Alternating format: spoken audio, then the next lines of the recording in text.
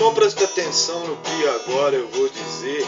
Há muitos charlatões que estão enganando você. Põe um preço na benção e calcula sua fé.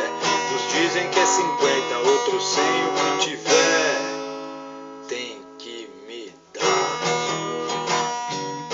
Tem que me dar pra Jesus te abençoar.